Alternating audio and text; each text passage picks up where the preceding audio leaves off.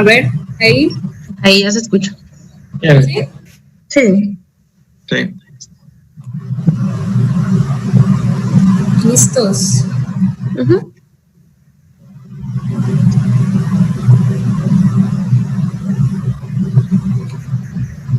¿Iniciamos? Sí. Bueno, buenos días. Mi nombre es Oscar Contreras, soy su compañero. Creo que tengo una conexión inestable. No sé si ustedes me escuchan bien a mí. Sí, se escucha bien, Pascal. Sí, se escucha.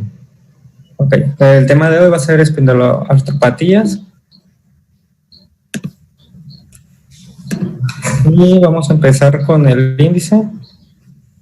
Vamos a iniciar con una introducción. Vamos a hablar de epidemiología de forma general, las generalidades de todas las enfermedades, principalmente las espondiloartropatías axiales, radiográficas y no radiográficas, y posteriormente vamos a hablar no tan a profundidad de las enfermedades como por sí solas, ya sea en los dos grandes grupos, espondiloartropatía axial y espondiloartropatías periféricas. Sabemos que las espondiloartropatías constituyen un grupo de enfermedades que tienen en común determinadas características clínicas, como son que presentan dolor de características inflamatorias, principalmente en región lumbar, y también hay otras que son espondiloartropatías periféricas, en donde presentamos tres características típicas, ¿no? Que es la psoriasis, los dedos de salchicha, y vamos a tener también alteraciones gastrointestinales. En su epidemiología vamos a tener que varía mucho dependiendo de la región geográfica debido al componente del HLA-B27.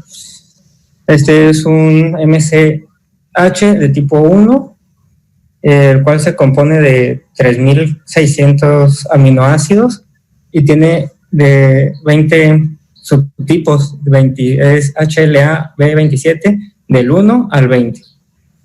Esto es altamente importante para esta enfermedad y por eso se comenta aquí. En América Latina pues hay una baja prevalencia, al igual que en África. En este artículo nos habla de la prevalencia estimada en Estados Unidos, en el cual varía desde 1 a 1.4% en 2010. No sé si hasta ahorita hay alguna pregunta. Adelante, doctor. Vamos a empezar con las generalidades. Este es el HLA-B27. Este es un pues mapa, ¿no? Es un mapeo genético y estas son las principales áreas geográficas dependiendo su subtipo. Y en esta imagen lo que se muestra es hipótesis de cómo afecta el HLA-B27 de forma o que generan las alteraciones autoinmunes, ya sea por el mimetismo que se presenta con algunas bacterias y virus, o por el mal plegado del HLA-B27, el cual puede hacer que haya una respuesta proinflamatoria mediada por la UPR, que es esta, y esto aumenta la respuesta inflamatoria en el linfocito, en los natural killers, en los LHT17, en la interleucina 21 y la interleucina 17. En cuanto a la clínica, la generalidad vamos a tener dolor lumbar de características inflamatorias, las cuales ahorita vamos a hablar. Vamos a tener artritis periférica, dactilitis, los dedos de salchicha, enfermedades oculares, como es la conjuntivitis ocular inflamatoria o la uveitis anterior, la iritis, así como las enfermedades intestinales inflamatorias en un 6% y hasta enfermedades con psoriasis en un 10% de todos los pacientes. En cuanto a las características inflamatorias, vamos a tener varias escalas de ellas. Está la escala de, los criterios de Cali, en donde se tiene que una edad menor a 40 años, con una duración de cuando menos 3 meses, con una instauración insidiosa, que se presenta con rigidez matutina y que mejora con el ejercicio. Si se tienen 4 de 5, se tiene que es positivo para tener características inflamatorias. La ESC igual presenta síntomas de dolor en la espalda o de la columna, sea cervical, dorsal o lumbar, más que se presente antes de los 45 años, que tenga un inicio insidioso, que mejore con el ejercicio, que se asocie a rigidez matutina y que se presente cuando menos por 3 meses. Si presenta 4 de 5 criterios, va a ser pues positivo, ¿no? Los criterios de Berlín, que son los del 2006, se presentan igual, menores de 50 años, con rigidez matutina de mayor de 30 minutos, que mejore con el ejercicio, que empeore con el descanso, que se presente que hace que se levante el paciente durante la noche y que puede hacer que alterne de un glúteo a otro. Si presenta 2 de 4 de estos criterios, se considera positivo. Y los criterios de ASA de 2009, igual. Me presento Renata va a estar con usted ahora. En una clase. ¿Vale? Inicio insidioso, que mejore con el ejercicio, que no mejore con el descanso y que igual se le haga que el paciente se levante durante la noche. Con 4 de 5 criterios va a ser positivo. En 2009 y 2015 se hicieron 2 reuniones principalmente, donde se hablaba sobre estos criterios. Decían que no había mucha diferencia entre Berlín y ASAS, y se utilizaron para estos 2 criterios pues 5 sedes hospitalarias, 10 reumatólogos, 2 médicos de primer contacto y 2 radiólogos.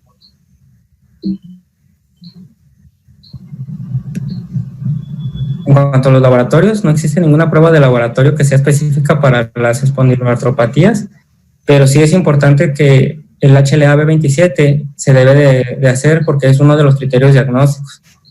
Y también para medir la actividad se necesitan los reactantes de fase aguda, el PCR y el BCG. En cuanto a los estudios de imagen, vamos a tener diferentes estudios de imagen. Vamos a utilizar principalmente la radiografía y la resonancia, en donde lo que vamos a buscar es la sacroileitis. En la radiografía simple, en general, la radiografía convencional es la más recomendada, teniendo una sensibilidad del 84% y una sensibilidad del 75% en el momento diagnóstico. El problema es que la sacroileitis es observable aproximadamente a los 6-8 años de evolucionada la enfermedad. Y también de forma crónica se pueden ver los sindesmofitos, los cuales el 50% de los pacientes que tengan una enfermedad de este tipo van a tenerlo durante el largo de su enfermedad. La proyección recomendada va a ser AP lateral de columna cervical, torácica y lumbar, y esta es la recomendada para el 85% de los casos. Se puede recomendar también la oblicua, pero solamente va a ser útil en el 35% de los casos, por lo cual se ha mantenido como recomendación estas proyecciones. En cuanto a la resonancia magnética nuclear, pues es más sensible. Vamos a tener que se va a pedir proyecciones de sacro, de hecho se puede pedir toda la columna, pero algunas guías de radiología recomiendan que sea solamente de pelvis y sacro. Y vamos a tener tres proyecciones principales, que va a ser T1, T2, T1, SG, GD, que es, bueno, ahorita lo vamos a hablar. En cuanto a los grados radiográficos de la enfermedad, vamos a tener los criterios modificados de Nueva York, los cuales vamos a tener clasificados en 4 grados en las imágenes radiográficas en la radiografía simple. Para esto se considera positivo cuando se presenta un grado 2 o superior bilateral o un grado 3 o superior unilateral, más un dato clínico de dolor, ¿no? Y bueno, estos datos radiográficos no van a estar presentes cuando se presente una enfermedad que no sea radiográficamente, no radiográfica. El grado 1, pues en vamos a ver la normalidad, esta pequeña línea blanca en la articulación, pues es normal ver en un paciente no tenga ningún grado de inflamación. Es el hueso subcondrial que se presenta antes de la esclerosis, que sería este y este. ¿Sí lo alcanzan a ver? ¿Se ve bien? Sí. El grado 1 es cuando se empieza a tener datos sospechosos, que sería la misma laminilla del hueso subcondral no se ve definido por sí mismo, sino que se ve, pues no se ve claramente como en la imagen anterior. Y el grado 2 es una normalidad mínima, en donde se empiezan a fusionar las articulaciones.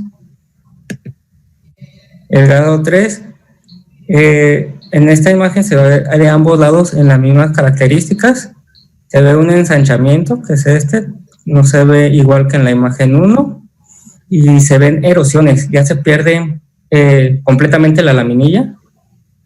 Y esto es lo que, pues de hecho, del lado que le estoy señalando, es donde más obvio se ve. En este sí se alcanza a ver un poco, pero en este no se ve, mucho más ensanchado. Dislexia. Igual en el espacio articular se ve mayor a lo que es el normal,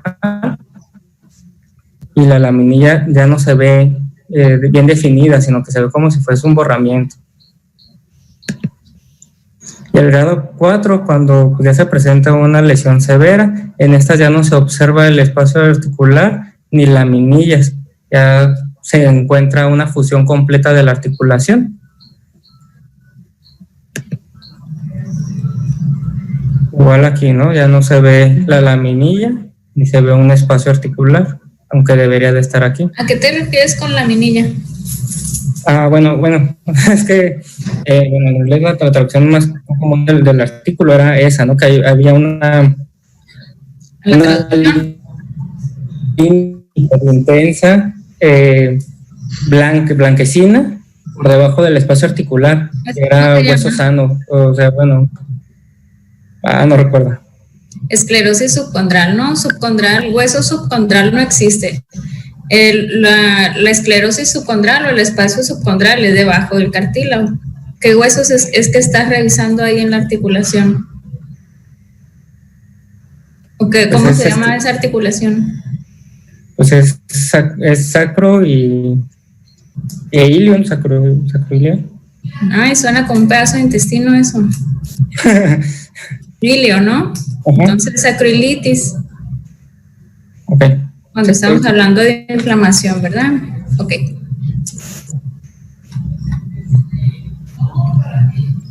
En cuanto a la resonancia nuclear, vamos a buscar igual la articulación sacroiliar. La columna vertebral se puede utilizar para evaluar y controlar la actividad. Vamos a tener diferentes grados de lesión en esta articulación, y esto es lo que nos va a ser muy importante. La secuencia STIR o Tau T1 son suficientes para detectar la inflamación y no se necesita el uso de medio de contraste. Esto porque hay muchos pacientes que pueden tener enfermedad hepática o enfermedad renal y puede estar contraindicado el uso de contraste, pero esta proyección nos permite evaluarla adecuadamente. Y también nos puede ayudar en la valoración por resonancia para iniciar el tratamiento con fármaco biológico. Los artículos casi siempre hablan del TNF-alfa debido a que son los más estudiados, pero pues también están los inhibidores de la interleucina 17. Entonces vamos a ver que la resonancia se deben considerar las lesiones activas, que son las agudas, y las crónicas, que ya son las estructurales. Vamos a tener que se pueden diagnosticar más prontamente, más oportunamente, antes de que se presenten secuelas importantes, antes en el tiempo, y que nos permite también ver datos indirectos para otras enfermedades.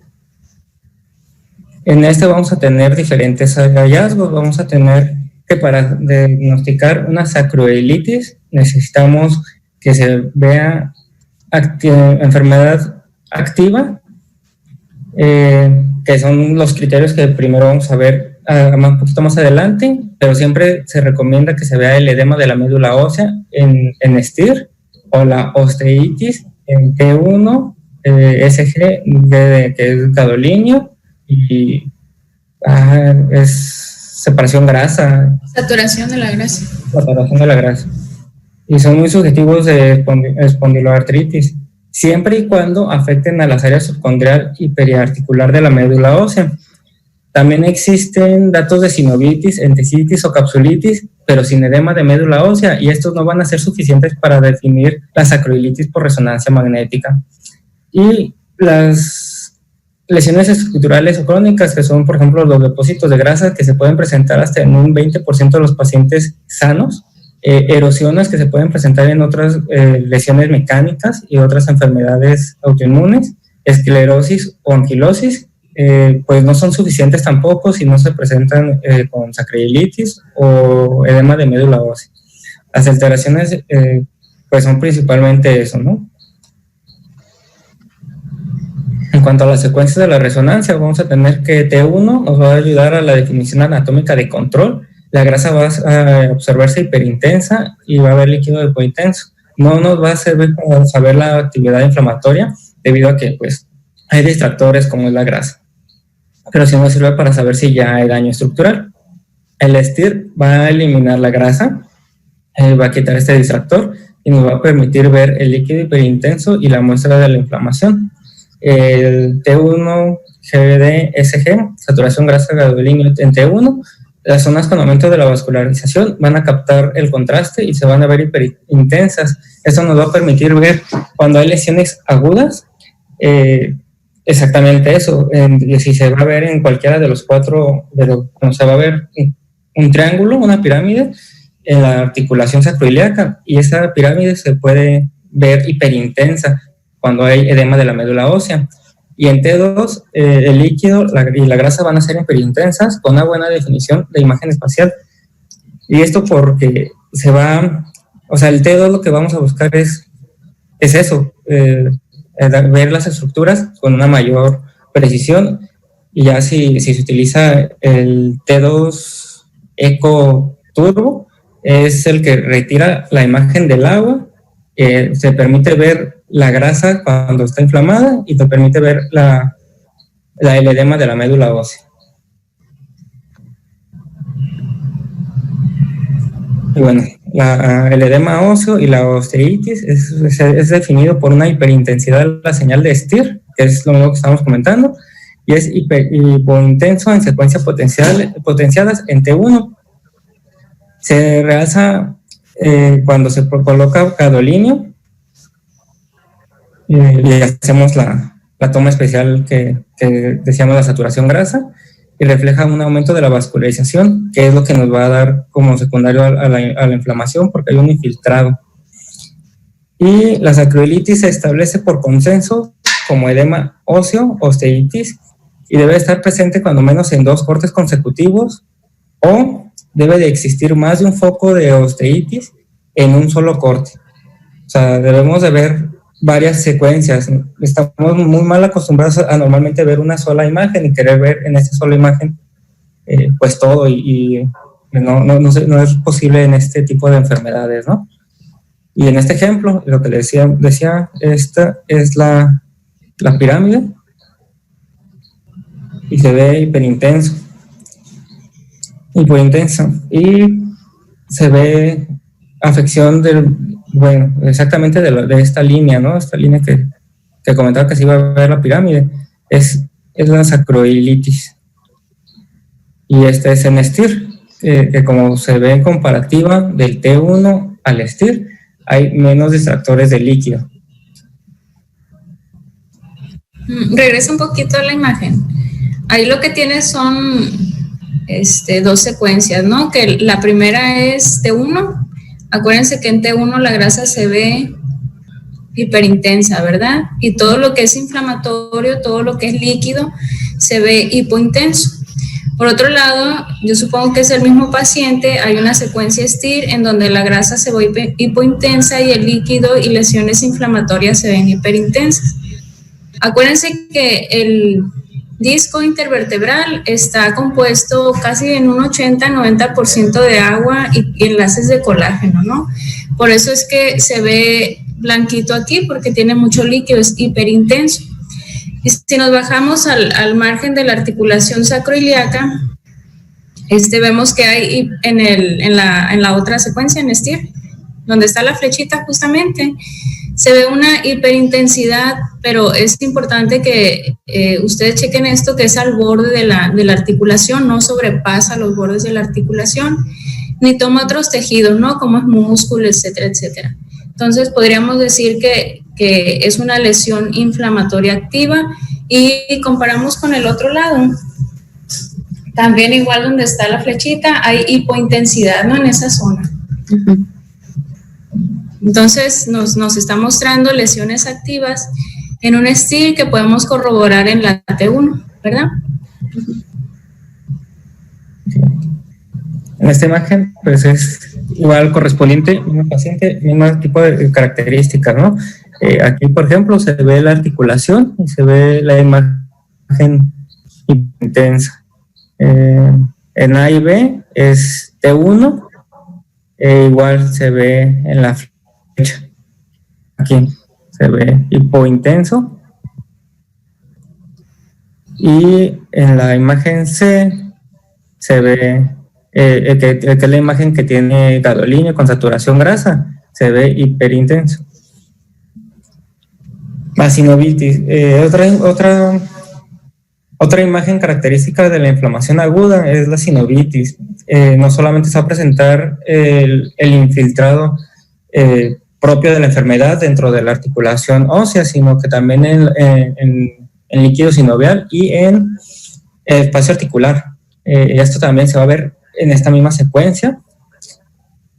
Y no se va a poder distinguir en STIR, debido a que pues STIR, como comentábamos, no tiene el distractor del líquido. Entonces no se ve tanto la inflamación. Al contrario, el STIR puedes ver lesiones activas que no puedes ver con más precisión en T1. T1 te sirve para lo estructural. Para estructural y ver lesiones crónicas, porque los depósitos de grasa así se ven, hiperintensos, se identifican fácilmente. Y en STIR no se ve la grasita, se ve el líquido, es lo que tiene aumento en la intensidad de señal. Todo lo líquido, todo lo inflamado, se ve blanco, se ve hiperintenso. Entonces el STIR sí te sirve para ver sinovitis, que es inflamación. Yo lo que había leído, o entendido, más bien dicho, interpretado,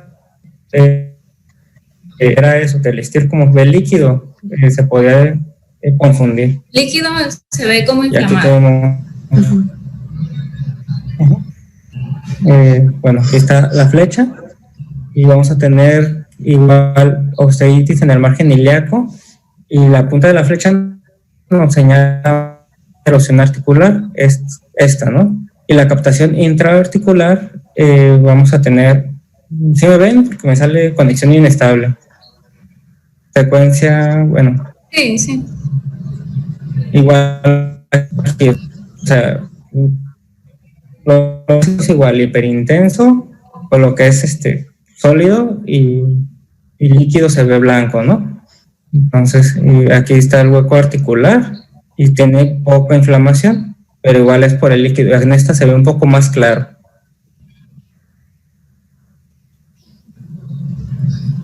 La entesitis, es la inflamación del sitio de inserción de tendones, ligamentos, y normalmente esta se puede confundir con la sinovitis, pero va a ser diferente, debido a que la sinovitis se va a ver dentro del líquido, y de la entesitis se va a ver en la proyección previa y posterior al líquido articular. Pues esta también se necesita en las secuencias STIR o T1, saturación grasa y gadolinio. Y en esta zona hipointensa, alrededor de la zona de la inserción del ligamento, ¿no? Y en esta tiene el líquido. En T1 se ve hipointensa y en STIR se va a ver hiperintensa. Pero tiene que valorarse previa y posterior en la articulación, o sea, tiene que ver varios cortes. Dentro de las características de la resonancia, también decía que cada corte de cada proyección tiene que ser de 3 a 4 milímetros, y que cada espacio entre cada proyección debe de ser aproximadamente 0.45 milímetros. Si no tiene estas características, decía que no era lo mejor proyección para valorar una resonancia magnética nuclear para espondiloartropatías. Y pues tenemos las lesiones crónicas en la resonancia magnética nuclear. Aquí no puse imágenes porque la verdad es que me costó mucho trabajo entenderlas, pero hablaba de la esclerosis hipocondrial, en las cuales igual la vamos a ver en STIR, en T1, saturación grasa y gadolinio, las erosiones y los depósitos de grasa periarticulares, además de que decía que las imágenes crónicas, una ya se veían a partir de los 5 o 6 años, y dos, que tenía muchos falsos positivos, o sea que no podía ser, que no se podía valorar solo, como en diferencia con la EMO, con la edema de médula ósea. Y el uso de la tomografía tiene datos que te pueden ayudar, pero no es la mejor técnica de imagen. Se sigue prefiriendo la radiografía y la resonancia, pero estructuralmente sí te puede ayudar a describirlo. En cuanto al tratamiento, el tratamiento de las enteroartropatías va a ser dirigido a optimizar la calidad de vida. Este va a tener diferentes pasos. Va, bueno, en el AGRI-2 se determinó la que vamos a tener primero medidas no farmacológicas y medidas farmacológicas. En las medidas no farmacológicas vamos a tener, por ejemplo, actividad física, en el cual vamos a preferir rehabilitación a ejercicios en casa, pero pues debido a costos-beneficio, el ejercicio en casa es bastante bien valorado. El detener el tabaquismo, debido a que el tabaquismo puede exacerbar el avance de la enfermedad, y posteriormente vamos a empezar con las medidas farmacológicas. En las medidas farmacológicas y no farmacológicas vamos a aliviar los síntomas, mantener la función, prevenir complicaciones, minimizar comorbilidades y mantener el funcionamiento psicosocial efectivo. Y esto es lo que habíamos comentado, ¿no? O sea, este es un diagrama que resume el tratamiento de forma sencilla, en donde vamos a tener educación para el paciente, información, ejercicios, dejar el cigarro, empezar con analgesia, fisioterapia y rehabilitación. En caso de que progrese hasta la fusión de la articulación, se puede valorar el uso de cirugía, pero eso va a ser como última instancia. Y vamos a tener un cronograma. Vamos a empezar con la enfermedad activa, vamos a hablar de los criterios diagnósticos, pero digamos que ya tenemos una enfermedad diagnosticada. Vamos a empezar con AINES. Y en caso de tener datos de inflamación periférica, podemos iniciar con glucocorticoides inyectados de forma local. En caso de ser una enfermedad axial, pero falla el uso de semanas, se puede iniciar un segundo AINE a dosis máxima tolerada. Si no se puede controlar la enfermedad con los 2 AINES en las 4 semanas, se va a iniciar, y es una enfermedad axial, se va a iniciar un farmacológico, sea TNF-alfa o un inhibidor antagonista de la interleucina 17. Se va a valorar a las 12 semanas ASDAS, y si tienen éxito, ahorita vamos a comentar cómo se valoran estas. Si tienen éxito, se mantienen con esto. Si no tienen éxito, hay falla, se valora el que haya sido una falla primaria, una falla secundaria, y se va a valorar el utilizar un segundo biológico o cambiar el tipo de biológico. Y en caso de que haya falla en AINE, pero los síntomas sean periféricos, se va a valorar un FARME no biológico.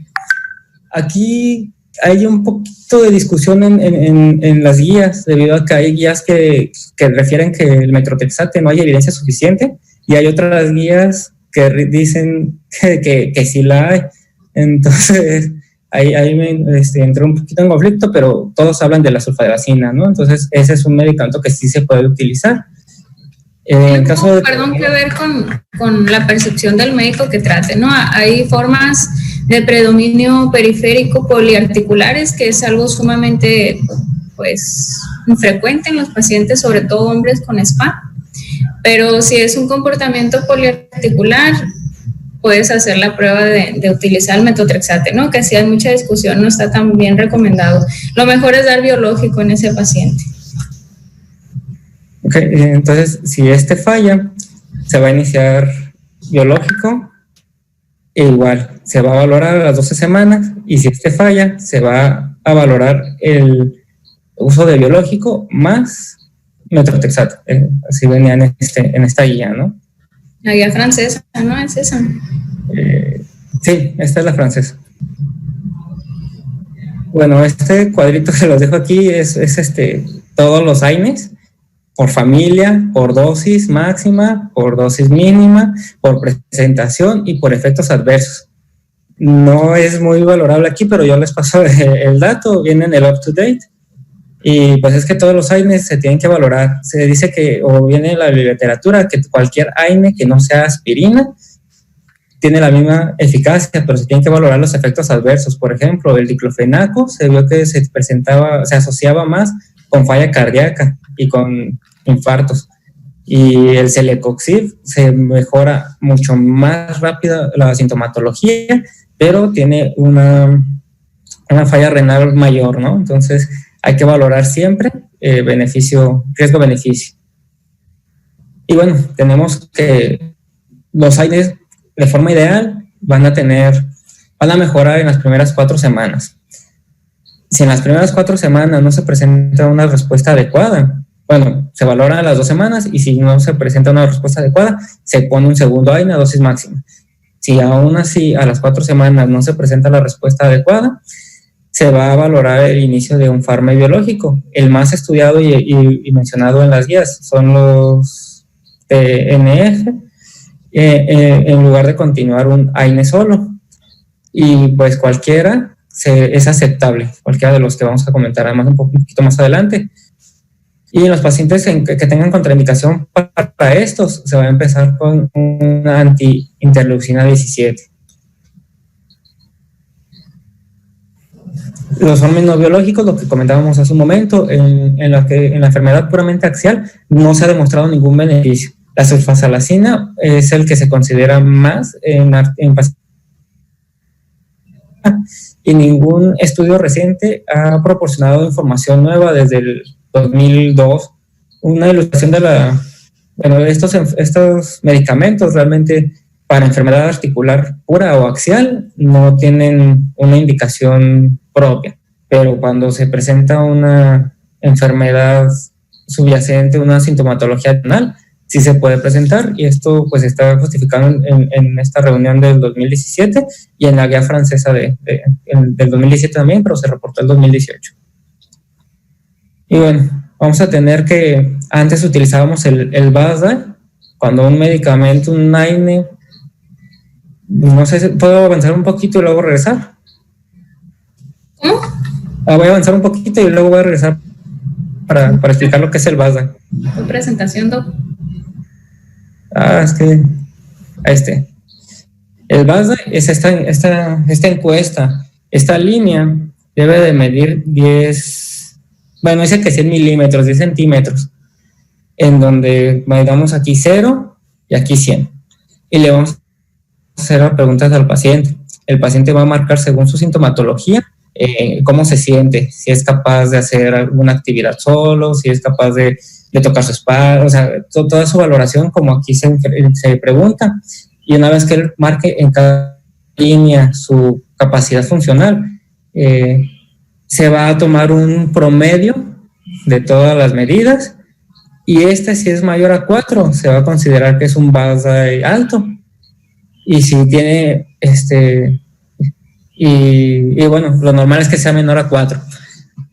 Y cuando se empieza un tratamiento con AINES, se espera que baje cuando menos mayor, que haya una mejoría mayor o igual a 2. Pero en la última revisión dice que el ASDAS tiene un mejor índice y tiene una correlación similar al PCR BSG, pero el cálculo es más preciso. En una puntuación de 2.1 va a ser el equivalente al 4 de acá, ¿no?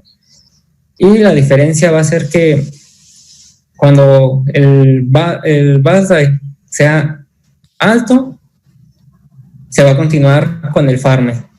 Y cuando el ASDAS sea alto, se va a decidir detener.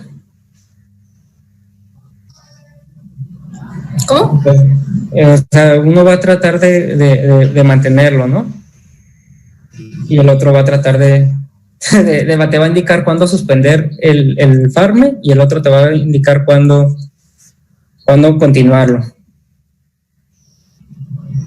Los dos son medidas de actividad de la enfermedad y son válidos, ¿no? El BASDAI y ASDAS, los dos se usan por igual. ASDAS tiene la ventaja de que tiene, pues es una fórmula que utiliza los marcadores de inflamación, BCG-PCR, y eso lo hace un poquito más objetivo a la hora de calificar actividad de la enfermedad, pero si no tienes herramientas de marcadores de inflamación, el BASDAI todavía está validado para que lo usemos como medida de actividad. Y así, si te sale con actividad alta, en un tiempo de 4 semanas que hiciste el cambio de tratamiento, pues lo puedes llamar falla terapéutica y pues ya sea cambiar de AINE, que no es agregar el AINE, o iniciar el tratamiento con biológico, dependiendo del predominio de presentación de la enfermedad, ¿no? Que es pues esto que está en la pantalla, que se falla el tratamiento estándar, se agrega el segundo AINE, como dice la doctora, no es sumar un AINE al primero, sino cambiarlo a un segundo AINE a dosis máxima tolerada y ver hasta un total de 4 semanas, o sea, 2 semanas y 2 semanas. Si no se mejora el BASDAI o el ASDAS, en una mejoría mayor o igual a 2.1 o el BASDAI mayor o igual a 4, se piensa y una valoración positiva por el reumatólogo, se puede iniciar el farme, el biológico. En cuanto a los inhibidores TNF, vamos a tener el etanercept, infliximab, adalimumab, golimumab y certolizumab. Estos son los que estaban estudiados y reportados en la guía, aunque hay más farmes inhibidores de TNF-alfa. Estos son los que están pues acreditados, ¿no? en estas dosis. Y tienen contraindicaciones, como es que presenten una infección activa, que tengan antecedentes de tuberculosis latente, en el cual hay que tratarla antes de empezar el farme. Es una enfermedad desmelinizante con una esclerosis múltiple o la neuritis óptica, insuficiencia cardíaca debido a su toxicidad, o una enfermedad maligna como es el cáncer. Y los anticuerpos anti-interleucina 17, que son más nuevos y que el único que estaba reportado en los artículos es el secukinumab, en estas dosis. Es preferido para los pacientes que tengan un alto riesgo de tuberculosis y que se vaya a iniciar el tratamiento pronto. La desventaja es muy caro y pues es difícil de conseguir. Y pues ese es como que lo más común. Y el ixekizumab, hay reportes de casos del uso y de su beneficio, e incluso con pacientes que tengan la asociación con sulfasalazina, y es como que lo más importante. Para pacientes, con espondiloartritis axial, con falla AINE, cualquier anti-TNF está bien, incluso si tiene manifestaciones extraaxiales como uveitis, que es lo más frecuente, les cae bien el biológico anti-TNF.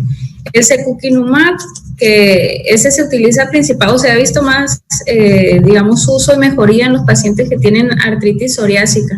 Tiene buena actividad cutánea, entonces yo creo que esa diferencia pueden hacer, ¿no? Si es una artritis psoriásica con un involucro cutáneo importante, pues el secukinumab sería una buena opción para ese paciente. Y todos los demás, pues con anti-TNF, ya decía el doctor, ¿no? Puedes iniciar un anti-TNF, no todos responden igual a los anti-TNFs, evaluar la respuesta. Aquí en el IMSS tenemos que evaluar la respuesta a los 6 meses, porque la autorización del medicamento por torre de control es de 6 meses.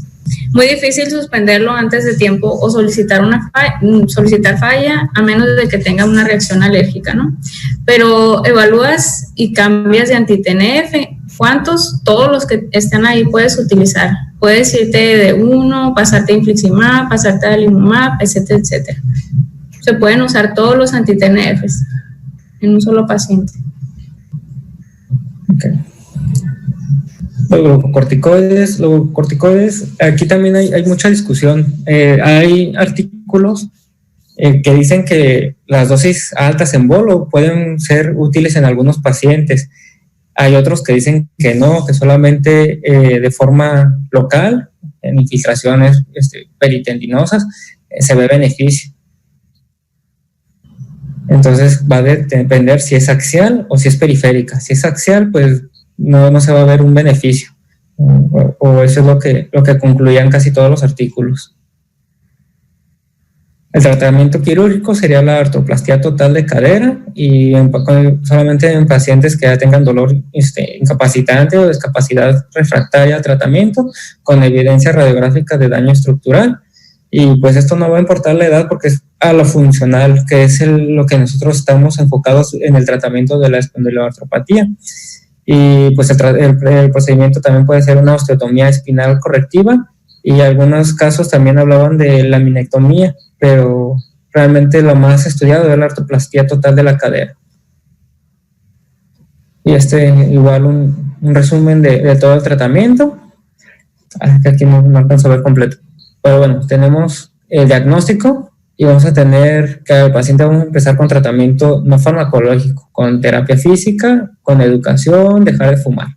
Y vamos a empezar con AINES. El AINE vamos a empezar con dosis máxima tolerada por el paciente y vamos a valorar a las 2 semanas. Si a las 2 semanas el paciente no tiene una respuesta suficiente, se va a valorar el cambio por un segundo AINE igual a dosis máxima tolerada. Si responde bien, con ese nos quedamos y lo continuamos. Ahorita vamos a comentar acerca de si continuar de forma continua o si continuar de forma aguda. Pero si no es suficiente, vamos a pensar que hubo un fallo a la respuesta a los AINES y vamos a valorar a las 4 semanas la falla, ¿no? Y vamos a valorar la eficacia y la toxicidad. Esto se va a valorar con el ASDAS que sea mayor o igual a 2.1 o el BASDA de mayor a 4. También con una valoración por un reumatólogo. En caso de que sea axial, bueno, primero con los síntomas periféricos. En caso de que tenga síntomas periféricos, se va a considerar empezar a aplicar glucocorticoides de forma local o iniciar sulfasalacina. Si esto es suficiente, con esto lo mantenemos. Si hay falta de eficacia, al igual que en el axial, vamos a cambiar a un fármaco biológico. Inhibidor de TNF es el que se recomienda aquí. Igual se va a valorar a las 12 semanas. Si a las 12 semanas hay una diferencia de ASA mayor o igual a 1.1 o una diferencia de BASA mayor o igual a 2, se mantiene con el TNF. Si es menor en ambos casos, se va a decir que hubo nuevamente un fallo y se va a cambiar el TNF. Aquí vamos a ver ahorita un poquito más adelante lo que es falla primaria y falla secundaria. Y se va a valorar con el ASA y el BASA y nuevamente otras 12 semanas si se inicia, o se cambia, más bien dicho, si se cambia el TNF o si se inicia interleucina 17. Igual, a las 12 semanas se va a revalorar y va a hacer este mismo procedimiento nuevamente. Bueno, la falla primaria es cuando se inicia un TNF y nunca hubo una mejoría sintomatológica dentro de las 12 semanas. Las guías reportan que cuando hay una mejoría con el TNF, en promedio o en la mayoría de los pacientes se presentan a las 6 semanas en un 80% de la mejoría y puede haber recaídas y es cuando vamos a valorar a las 12 semanas y esa sería una falla secundaria, si hubo respuesta inicial con el TNF de inicio pero después hubo una recaída. Y en los casos en donde hubo una TNF y nunca hubo ningún tipo de mejoría, se considera una falla primaria. En caso de falla primaria, lo que se recomienda es cambio de tipo de fármaco, o sea, cambiar de TNF a interleucina 17. Y en caso de una falla secundaria, donde sí hubo mejoría inicial, se recomienda el cambio de un TNF diferente. El seguimiento, pues los grupos de ASAS, que igual se hizo el estudio por última vez en 2016, van a recomendar el uso de las escalas que comentábamos, el BAS, el ASDAS, el DAS, el DA y el BASFI. Bueno, el DAE es lo que estábamos comentando, lo comentó la doctora, nos hizo el favor de explicarnos. Y pues sabemos que en la mayoría de los pacientes va a haber una mejoría del BASA hasta el 50%, en un 50% de la puntuación basal o de 2 unidades. ¿A qué me refiero? A que normalmente se considera que anormal es de 4, de 10 puntos. Y cuando tenemos una mejoría, normalmente ese 4 va a disminuir a 2, o bueno, eso es lo que comentaba el artículo. Y este es el mismo que ya comentábamos. Y este es el BASFI, que igual es una valoración parecida, en donde igual le vas a preguntar qué tan útil o qué tan activo es, si es capaz de ponerse la ropa, si es capaz de tocar el suelo, si es capaz de levantar sus brazos por encima de su cabeza. Igual se va a medir la línea, se va a sacar un promedio y nos va a dar una puntuación. Y el ASDA se utiliza con estas fórmulas. La verdad es que hay calculadoras que hacen esto y es mucho más fácil, ¿no? Nada más mete uno los datos, porque calcularlo pues sí es un poco difícil y es con cualquiera de estas fórmulas. Tienen una sensibilidad parecida. Y vamos a empezar con espondilitis anquilosante. No sé si quieran comentar algo. Vamos a empezar, ya se te acabó el tiempo. ¿Qué más traes? Pues ya son como cosillas propias de cada enfermedad. Por ejemplo esta, yo creo que esta sí estaría bien que se reprodujera. A ver, ¿qué más traes? Porque yo tengo pacientes esperándome. Son la metrología de SPA, lo que traes, y luego... no,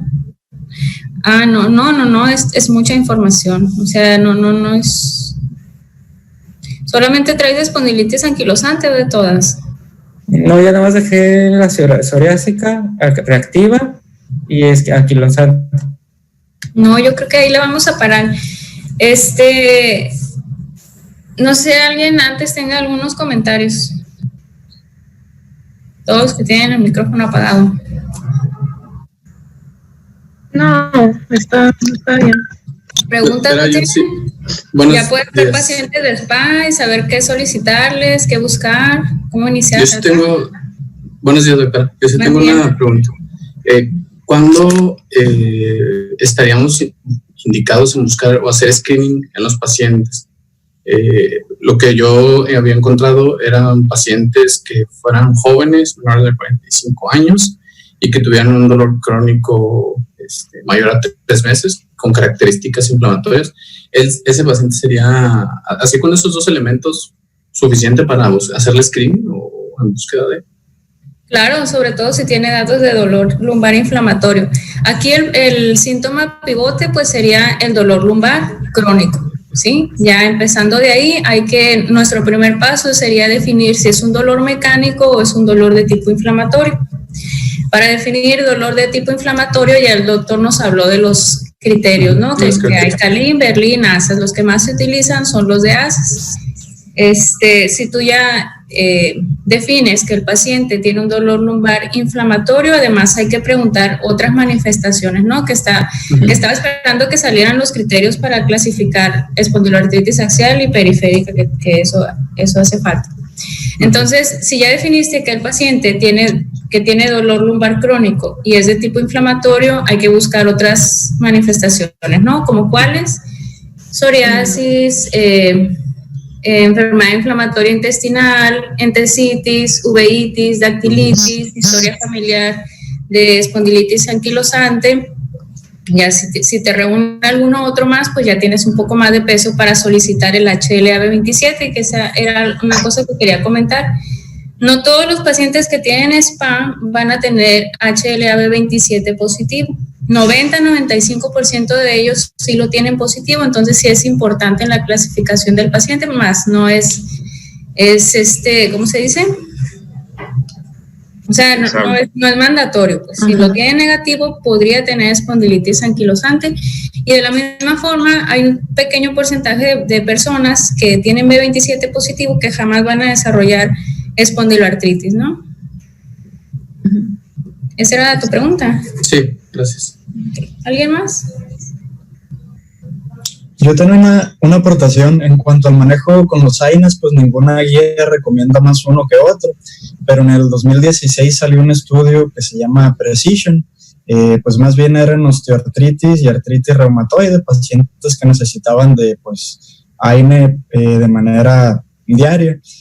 Pues satanizaron mucho al celecoxib, pero en ese estudio pues resultó que tenían una no inferioridad al naproxen y al ibuprofeno. En cuanto al riesgo cardiovascular, todos los AINES son igual de malos, pero celecoxib sí tuvo mejor resultado en cuanto a menos efectos gastrointestinales y menos efectos renales. Entonces, pues si hay dinero, pues sí valdría la pena, yo creo que invertirle en el celecoxib. Igual, esos eran otro tipo de pacientes, aquí son un poquito más jóvenes, entonces, pues ya dependería, pues individualizar con cada uno. Y pues también hay unos que tienen complicaciones renales, cardíacas, pulmonares, pues que desarrollan a lo largo de su enfermedad, pero pues ya dependería de cada caso. Así es, lo mandatorio aquí es si el paciente tiene alguna comorbilidad importante, ¿no? Si es un paciente que ha entrado al servicio de cardiología, le hacen STEM y cosas así, obviamente no le vas a dar un Celebrex en la consulta, ¿no? Pero es verdad que los AINES todos son iguales. Depende aquí mucho de la preferencia, ¿no? Si hay alguien que le sirve bien el naproxen y con ese está bien, adelante. En estudios específicamente en espondiloartritis se ha visto que es mucho mejor la toma continua porque retrasa un poquito el deterioro radiográfico, ¿no? Hablando un poco de aparición de sindesmofritos. Y en las guías está eso plasmado, es mejor la toma continua de AINE, o sea, con horario, que solamente la toma ocasional cuando tienen molestias de dolor.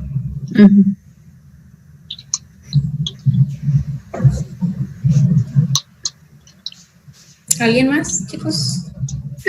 Yo sobre la consideración de las artroplastías, a partir de que ya tengamos evidencia radiológica es cuando podemos ya empezar a enviar al paciente a considerarse la cirugía.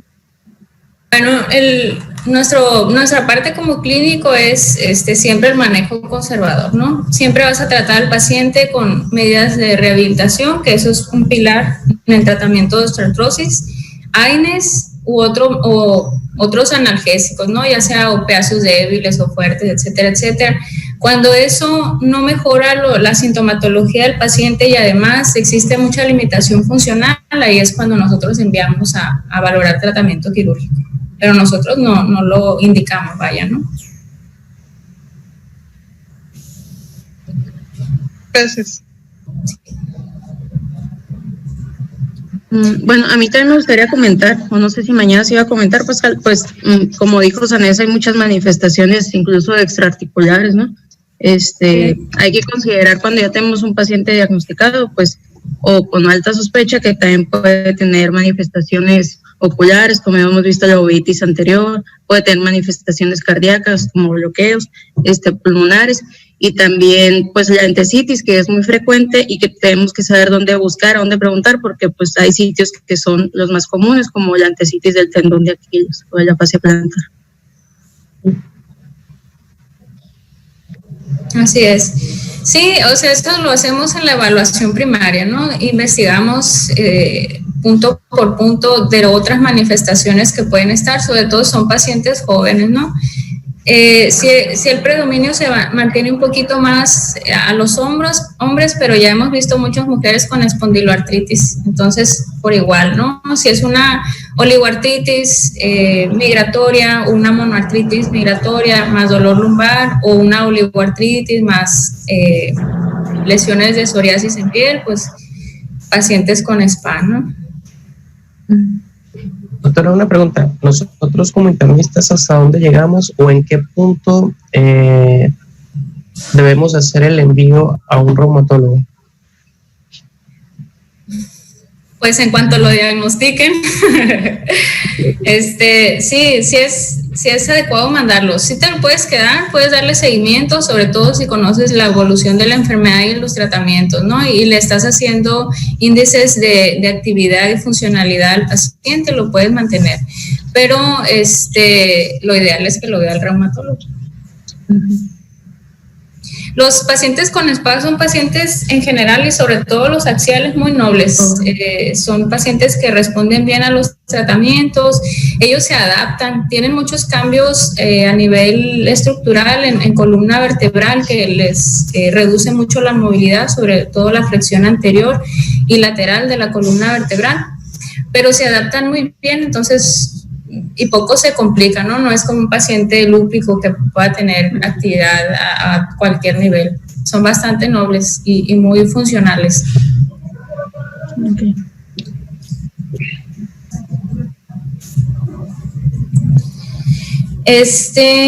A ver, yo aquí te había puesto, empezaste definiendo el concepto, ¿no? Que es un grupo de enfermedades que comparten manifestaciones clínicas entre sí. Eso era del 2009 para atrás. Del 2009 para adelante ya nos han estado enseñando que la espondiloartritis se divide en dos predominios, axial y periférico, pero puedes tener combinación de manifestaciones clínicas, ¿no? Ya sea que un paciente con afección axial pueda tener una monoartritis, etcétera, etcétera. Pero hablamos de predominios ahora.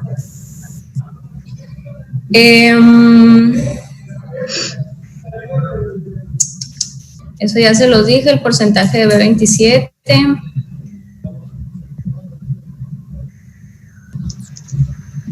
Bueno, la TAC no la solicitamos porque, como vieron ahí en lo que presentó su compañero, las secuencias de STIR y T1 te dan bastante información, ¿no? T1 sobre todo lo estructural, lo anatómico y lesiones crónicas. Puedes ver erosiones, puedes ver depósitos de grasa, que eso habla de cronicidad, y pues el STIR que te da lesiones activas. Por eso no pedimos la tomografía, sería un gasto innecesario y no nos da tanta información como pedir unas secuencias de resonancia. ¿Cuándo vamos a pedir la resonancia? Imaginen que tienen un paciente con dolor lumbar inflamatorio, que cumple los criterios, ¿no? De dolor lumbar inflamatorio, y ustedes le piden las radiografías que están recomendadas, ¿no? Lo primero es la radiografía de sacroiliacas, que se pide de cadera con angulación caudal a 30 grados. Y les da dudoso si les da, por ejemplo, grado 1 bilateral o grado 2 unilateral. Y ustedes creen que es un paciente que puede tener espondiloartritis y con fines de clasificación y seguimiento, ahí sí le pueden pedir una resonancia, pero la resonancia no es para todos los pacientes. Doctora, yo había encontrado también que la resonancia se podía considerar de primera instancia en pacientes muy jóvenes y que tenían la sintomatología muy reciente también. O sea, que cumplía el criterio de 3 meses. Pero ahí buscamos solamente lesiones activas para poderlo clasificar como axial. ¿Sí? Nada más. Y obviamente también, ¿no? Como lo utilizan en los estudios clínicos como marcador de mejoría para algunos medicamentos. Esos son los usos que se tienen para la resonancia. Había muchas críticas en cuanto a los criterios y la clasificación, que se escapaban muchos pacientes. La mayoría, pues, de los criterios, pues, estaban elaborados para, pues, ensayos clínicos y tratar de, pues, de incluir a pacientes con las mismas características. En uno de los artículos de revisión del New England, pues, estaba bien chistoso el apellido del autor, Vandenberg, pues recomendaba pues el uso de un algoritmo, y pues ahí más que nada pues la radiografía pues te excluía muy pocos. Entonces si eran pacientes que tenían características clínicas, por último pues terminaba realizándole la resonancia magnética.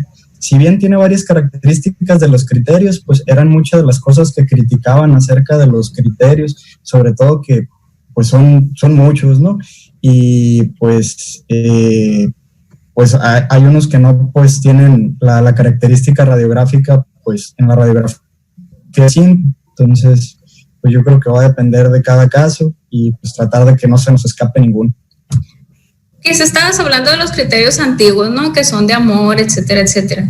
Pero los criterios de ASAS son los que están divididos en espondiloartritis de predominio axial y periférico. Para pacientes que tienen espondiloartritis axial, o sea que es un paciente con dolor lumbar inflamatorio, quizá lo que separa un poquito los hallazgos radiográficos es el tiempo. ¿Sí? Si tiene poco tiempo de evolución, obviamente no va a tener cambios en la radiografía que te permita clasificarlo como axial. Y esos pacientes son los que está indicado la resonancia, y mismo en los criterios ASAS te lo pone puntualmente, ¿no? Y te digo, y es el tiempo. Paciente con dolor lumbar inflamatorio y cambios en sacroiliacas o cambios en la columna vertebral sugestivos a espondilitis anquilosante, pues ya tienes tú el diagnóstico. Es lo mismo decir espondiloartritis axial radiográfica que espondilitis anquilosante. Bueno, chicos, yo creo que ahí la vamos a parar porque yo tengo pacientes en espera. ¿Mañana qué hay? Pascal. ¿Va a haber clase mañana? ¿Sí, no? Mañana es viernes.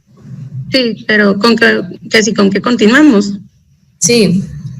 ¿Continuaríamos con lo que falta de Pascal o qué dice doctor? No, con otra presentación. Bueno. Sería... inflamatoide, ¿no? No, sigue lupus. Ok, ¿y cuándo es la clase? Pues está programada para el próximo martes. Bueno, yo no sé cómo anden de tiempo con su calendario, pero igual me funciona tener clases en la mañana y podría ser todos los días. Ya ustedes deciden y me avisan. Bueno, le comento más tarde, doctor. Y si quieren que revise la presentación, pues me la mandan con anticipación. Ahí por ahí me mandaron unas preguntas y así. La verdad es que yo prefiero que no se esmeren mucho en el diseño de la diapositiva. A mí con que me la pongan en blanco, y si quieren resaltar un poquito el título es suficiente. Importa más el contenido. Y la bibliografía que utilicen, procuren que sean revistas de la especialidad, ¿no? Y si van a hablar de tratamiento, que sea de las guías. De las guías ACR regular, que son las que más utilizamos. Ok. Está bien, doctor. Dale, vale. Bueno, nos vemos más tarde. Nos vemos, chicos. Gracias. Igual. Bye. Gracias.